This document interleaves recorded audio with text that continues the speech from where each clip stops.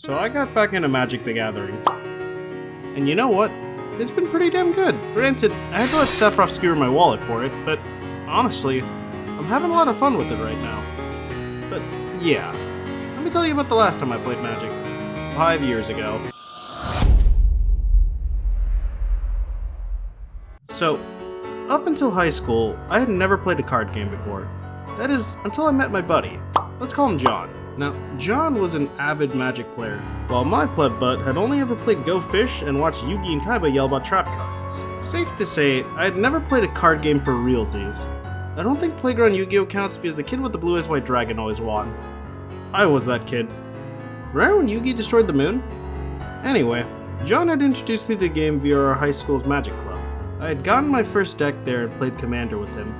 It was a dinosaur deck with Atla Palani as the commander. And yeah, I got my butt kicked, but you know what?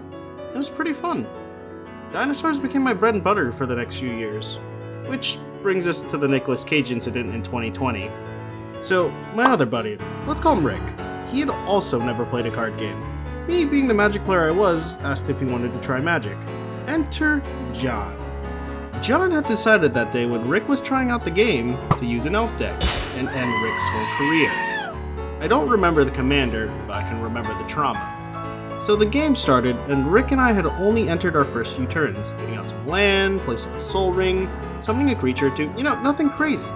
John, meanwhile, had begun to create his infinite mana engine to create infinite Nicolas Cages.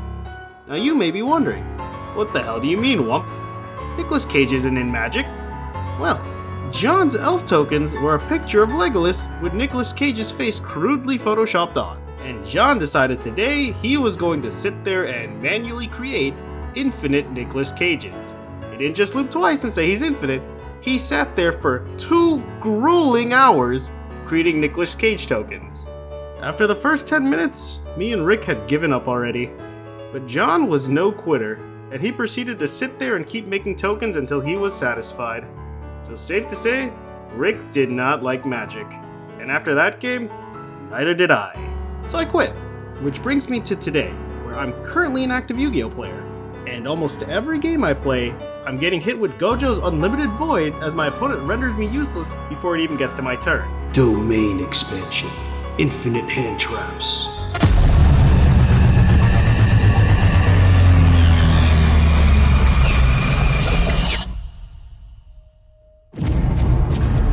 So yeah, it's been rough. But with the advent of Final Fantasy arriving in Magic, I decided, you know what? That sounds fun. So I spent the money, opened the deck, and played with my cousin. And coming back after half a decade was interesting. I had completely forgotten a lot of Magic's lingo and was always expecting to get hand trapped to death on my turn. But shockingly, no hand traps. Yeah, a little disruption here and there, but nothing absolutely game-ending on turn 1 or 2. For once, I was actually alive in a card game for longer than 3 turns. And to top things off, I was kinda popping off with my guy Cloud. I'd end up drawing into Pure Steel Paladin while I had like 5 artifact equipment sitting on my field, and I was just staring at the effect like I had just met the love of my life. It made my equip cost 0. 0.